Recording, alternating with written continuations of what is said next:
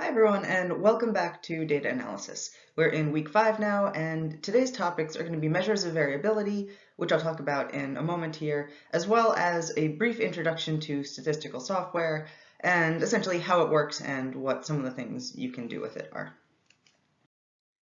But let's start with measures of variability. And specifically, the measures of variability that I'm going to talk about today are only for use with interval and ratio level variables. So these are measures that will tell you, I have a visitor here, by the way, measures that will tell you information about the variability of variables that are measured numerically or as numbers.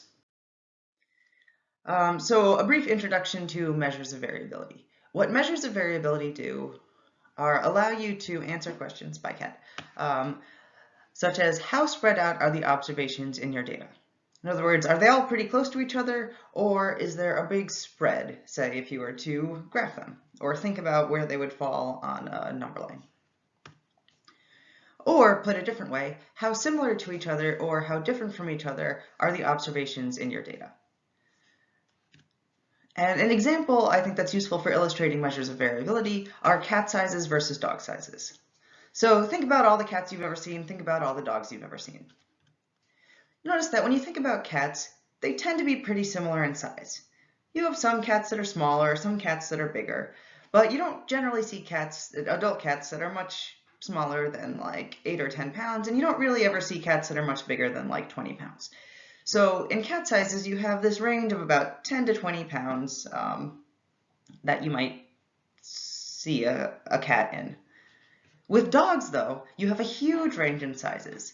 And you have 3-pound dogs, and you have 200-pound dogs, and everything in between. So when you think about dog sizes, there's much more of a difference between the different types of dog sizes that you can have.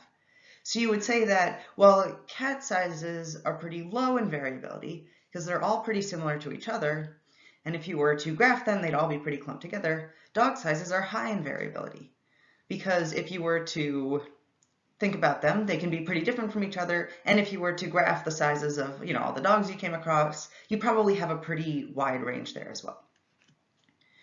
And so here we would say that cat sizes and dog sizes differ in their variability. And note that we're talking specifically about how similar or how different the different types of observations that you might have in your data are to each other. So there are a couple of different ways of measuring variability. The first one we're going to talk about is the range, and the range refers to the difference between the highest and lowest scores in a distribution. So in other words, the distance between your biggest value and your smallest value. And so we're talking about a difference, that means subtraction. So the range is quick but rough. The downside to the range, though, is that it's very sensitive to extreme values. So whatever your highest and lowest values are going to determine the range that you get, and you're not getting information from any of the other data in your data set. So I'm going to go over to the document camera quickly and give an example of the range, and then also show why it's not actually that useful.